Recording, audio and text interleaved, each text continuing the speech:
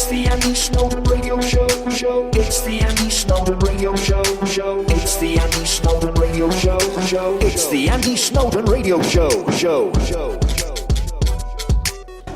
buzz? Tell me what's happening. What's the buzz? Tell me what's happening. What's the buzz? Tell me what's happening. What's the buzz? Tell me what's happening. I'm going downtown tonight. What's going on?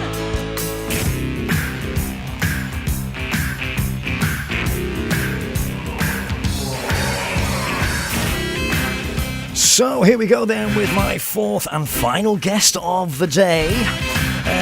Coming up to Theatre Clwyd on Monday night, the 25th of February, here for 1 week only, based on the Oscar-winning film which famously starred Tom Cruise and Dustin Hoffman. Yeah, you've guessed it, Rain Man. Rain Man is coming to the Theatre Clwyd stage. And this is starring Chris Fountain, formerly of Hollyoaks and Coronation Street, and who finished runner-up on Dancing on Ice in 2008. I don't know if anyone remembers that.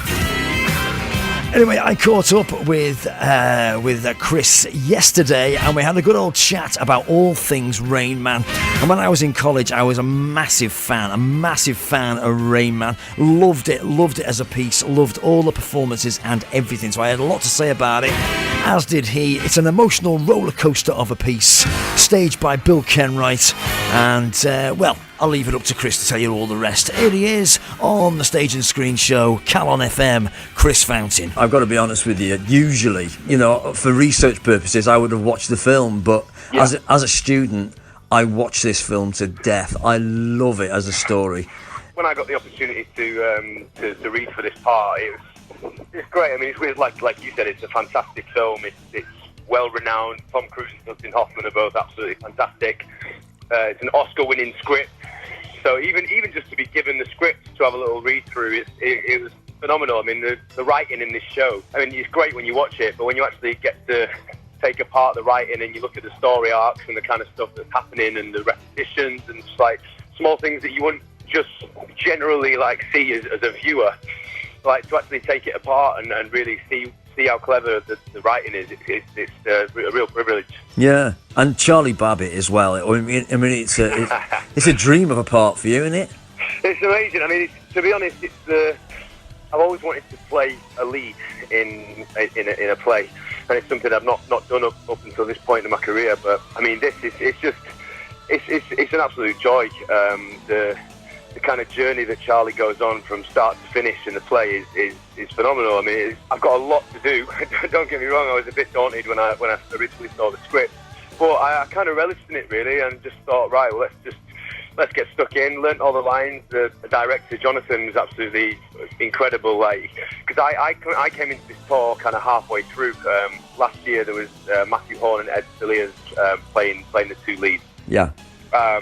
So it was a little bit daunting because obviously I didn't want to kind of come in and just have the director say to me, right, this is what Ed did, so you're going to do that. And it wasn't that wasn't the case at all. Like, Jonathan really gave me freedom to kind of explore like what I wanted to do with the part. And I think like Charlie Babbitt as a character is amazing to play because there's different ways of doing it. I mean, like you said before about watching the film and stuff. I mean, some actors wouldn't have wanted to watch the film to kind of tarnish their idea of what they were going to do with the part, but I kind of thought, well, look, if you've got Tom Cruise and Dustin Hoffman as a reference point, it'd be daft to kind of not have a look at it and see where they're going. Yeah. And then from doing that, I then kind of crafted my own version of Charlie, which seems to be going down pretty well at the moment. Because as a character, it's quite complex, isn't it? Because if you knew him, you'd hate him, but to watch him, it's brilliant. Yeah, definitely. I mean, I really tried to play that, like, just to give credence to the fact that when he does change later on in the show, I've tried to play the whole bit before that when he first meets Raymond. I've tried to make him as horrible as possible, just so that when that moment happens, when he does realise that he's his brother and he is the Rain Man, that really kind of pops then. Yeah. Because if he was just kind of nice to him all the way through, that wouldn't have as much of an impact. Yeah, and it was 1988 when this, 1988 wasn't it when this was as a movie? 1 year old. God, really? Well, yeah. and And it's strange because as society we weren't really aware of not as aware as we are now about autism and the condition, and now we. I mean, in the script there's a part where when Charlie first learns that he's got a brother and he kind of sees him for the first time and doesn't really understand what's going on. He speaks to Dr. Bruner, and he says that the people with Raymond's condition used to be called idiot savants. Which obviously you would never ever say that to anybody now. No, because it would be seen as being offensive. But back then, like we've come on leaps and bounds from where we were in 1988 with the understanding of autism and that, because it's such a wide spectrum. It's absolutely huge. You can be a high functioning autistic person, or you can have some real challenges. Yeah, and that's kind of more understood now than it was back then. Yeah. Oh yeah, definitely. But the thing was, because of Rain Man, everybody just assumed that if you were autistic, you could count cards. You know, and my wife used to work with a couple of autistic kids, and both of them were completely different. Oh, of course. I mean, so, like, there's been certain people at the theatres that we've worked at, because it's a tough subject to tackle, because I think some people might come and see the show and expect the show to be more in tune with how we are now in terms of understanding autism, but we're taking the show from its original place, and so we have to play the fact that people didn't understand it and people were horrible to those kinds of people because they didn't get it and it didn't make sense to them. Yeah. But yeah, we're really trying to make it impactful, but also kind of understanding of it. Do you know what I mean? Yeah, definitely. And do you, as an actor, do you try and I mean, I think you've already answered this, but do you try and sort of steer clear of doing a carbon copy of Tom Cruise, Dustin Hoffman, or? Yeah, of course. Well, yeah, like I touched on before, but you've got Tom Cruise. The part is the part. Like, Tom Cruise isn't the part. The part is what was written. Obviously, Tom Cruise made it famous, but like I say, there's so many different ways you can approach it. And like the same with the Raymond character, Adam, who's playing Raymond at the moment, is absolutely phenomenal. And we've had a couple of people, like, we've done question answers and stuff. People have asked if we've like researched autism and looked into it that way, but like Adam did, and some of the other cast were like, when they first started rehearsals, there was a guy from MedCap who came in to kind of give them a little bit of an insight into how things work. But for me personally, I didn't look into it at all, because for Charlie, when Raymond first comes on stage, it's completely new to him. Yeah. So I didn't want to have any kind of ways of any kind of misconceptions about how it should be dealt with, because Charlie, it's a brand new thing for him. Yeah. Oh, that's a good way around it, actually, to be ignorant about it, because that's what you are at the time. Yeah, well, I wouldn't ignorant. I don't want to sound like I didn't want to do any research. That's kind of choice that I made for the part. Yeah, because I mean, I would have thought playing Raymond is would be the difficult one not to sort of do, for want of a better word, to do an impression of Dustin Hoffman. Yeah, of course. Because it's quite a famous. Just the way he speaks, it's quite famous now, isn't it? Yeah, completely. I mean, it's an interesting situation for me as an actor, because obviously during the show, like, Raymond doesn't look at me in the eyes. He very rarely answers me directly. I can't touch him, which is something that you have to be really wary about. Because obviously, usually when you're working opposite another actor for that amount of time on stage, you can tap them on the shoulder, or their lines might kind of have cues that would then prompt you into your lines, but we don't really have any of that. Like, most of the answers I get back are either yeah or I don't know. So it's pretty challenging, but we found a really nice rhythm with it now, and it's going really well. Right. And I suppose many people, I would have thought most people now have seen the movie. So when they come and see you, are they? Is it very much different to the movie? Is there much changed in it? But you know what? It's actually very similar. The script is very similar. Obviously, the small parts that have been adapted, but obviously we don't go on a road trip across America on stage. No, right. With some clever scene changes and set design, it kind of still has the same impact, I think. But yeah, essentially it's very similar to the film. Right. Because the weird thing is, you know, because I did Blood Brothers for Bill Kenwright. Oh, right. And in about, I think it must have been about 98 or something, I remember having a chat with him one night, and we talked about Rain Man. And it wasn't even a thing then. It was no sort of, because I went, it would be good to do Rain Man on stage, and it was just a sort of throwaway thing. So when it actually happened, I thought, I wonder. But it's all down to you, mate. I know. Yeah. Taking full credit for it. I know.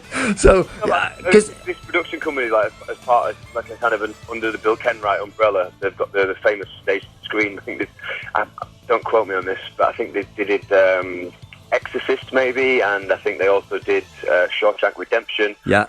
And I think when you've got those films, it's a big ask, because those films are so well known and so revered that you kind of always want to do it justice. And I think with this, like we all went for a cast meal last night, and this is such a powerful show, and it's got some really beautiful moments in it, and like the story arcs that go on within this show, like stories within stories, it's really easy to follow, and it's great. I'm absolutely thrilled to be a part of it. Fantastic, absolutely brilliant. I'm really looking forward to seeing it. I'm coming Monday night. Perfect. Right. Well, I hope you enjoy it. Yeah. Well, I've been looking forward to it since it was in the West End. So now it's sort of come to Theatre Clwyd. It's just one of the. I just went, oh, grand, marvellous. Well, yeah, I'm sure you'll have a great night. Yeah, excellent. And before you go, I got to ask you about Dancing on Ice, because at the moment it's back and it's doing the thing. But when I knew I was going to be speaking to you, I'd look at some of your clips on YouTube. You were fantastic on that show, man. Thank you so much, man. You know what? Again, I super enjoyed it. I mean, I'm pretty competitive by nature, so I just wanted to try every routine. I wanted to kind of have something that no one had done, or something that was spectacular. Yeah. And I think that's kind of what I was remembered for on the show. Yeah. Could you skate before? Well, it's a strange one, really. I played ice hockey for a couple of years when I was a kid, but then when I first started training for Dancing on Ice, I soon found out that hockey skating and figure skating are two completely different animals. Right. The skates are different, like the blades on hockey skates, they're rounded off on either end, whereas on figure skates you've got a long heel and a toe pick to contend with on the front of your skates. Yeah. So I actually was on my backside more than everybody, because I was so stuck with what I knew that I had to basically relearn how to skate. But I think the benefit that it gave me was the fact that I weren't scared to fall over. I knew what it was like to be flat on my face and busting my knees up and my elbows, and I think that's kind of, I got confidence from that, because I wasn't scared to try anything. Well, that'd be the thing for me. You see, I'd be holding onto the barrier like I was when I was a kid. Because I don't get me wrong, it does hurt when you go down. I bet, yeah. And funny enough, I was interviewing a girl from EastEnders the other day, and we were talking about it, and she made a good point. She said, I can never understand like the professionals allowing people who have only just started skating essentially to do like things like the headbanger and you know, you're looking at it going, God, how do they? It's their judgment, really. I mean, the pros are absolutely phenomenal. I did 3 tours of the Dancing on Ice arena tours after I did the TV show. Right. And I spent a hell of a lot of time with the pros, and I tried to learn as much as I could possibly learn from them. And they were teaching me tricks and stuff. And I don't think they would do something if they didn't feel 100% confident that their partner, like the celebrity partner, would be able to do it. Yeah. I mean, obviously there is an amount of risk with it, but the last tour I did was with a girl called Brianne, and she was my partner for that tour. And some of the stuff we were doing I couldn't believe I was doing it. She was upside down with her legs behind my head, spinning round, and headbangers and spins and all sorts of stuff. And the fact that she had confidence in me gave me more confidence to try other stuff. I mean, hats off to you. Because this year, and it's weird as well, because in years gone by, you couldn't really call who was going to win. I mean, how you came runner up is beyond me. I mean, Suzanne Shaw, you came runner up to Suzanne Shaw, didn't you? Yeah. I mean, I can't remember what she did, but she must have been. I still struggle with that myself sometimes. You know what? Like, Suzanne was absolutely incredible, and it's just because when you've got a boy and a girl in the final against each other, you're looking for different things, and like some of the lifts that she could do with Matt were incredible compared to some of the stuff that I could do. We had our own qualities in different ways. It's just the way it went that year, unfortunately for me. Yeah, but I mean, whatever. wherever you came. I mean, there's no taking it away from you. It was some of the. I mean, if anyone hasn't seen it, you've got to check out the YouTube of you skating. It's incredible. I mean, I don't know if you've seen any of this year's, but I mean, they are. I've seen small parts of it. They kind of. I mean, they're just mediocre in comparison. I mean, it's just unbelievable. Anyway, I'm going to let you go, buddy, because I know you got a show to do tonight, and so good luck with the rest of the tour, and thanks a lot, man. And we'll see you at Theatre Clwyd. I'll see you on Monday night. I hope you enjoy it on Monday night, and I'd urge everyone to come and see it if you want a great night at the theatre. Yeah, fantastic. You take care of yourself, Chris. You too, mate. Cheers, buddy. Take care. Bye-bye. Ta-da. Thanks a lot. My grandma and your grandma sitting by the fire. My grandma said to your grandma, I'm gonna set your flag on fire. Talking about henna, kawaii, chicken mofino, anane, chicken mofino. So there you go. That is Chris Fountain. He is going to be playing the part of Charlie Babbitt in this fantastic reworking adaptation of Rain Man, coming to Theatre Clwyd on Monday the 25th of February. It'll be here for a week until the 2nd of March. Get your tickets if you can. I was sent an email yesterday saying, unfortunately, due to illness, Paul Nicholls is unable to perform in Rain Man at Theatre Clwyd from the 25th of February until the 2nd of March. The role of Raymond Babbitt will be played by Adam Lilley, and Adam has proven to be brilliant in this important role, bringing energy and passion to the role alongside Chris Fountain in this dynamic and exciting production. Go see Rain Man at Theatre Clwyd. If you want to get tickets, the box office number 01352 701 521. That's 01352 701 521. That's to go and see Rain Man, or indeed anything else up at Theatre Clwyd. Go on, support your local theatres, ladies and gentlemen. They won't be there forever if you don't. 1, 2, 3, 4, 1, 2,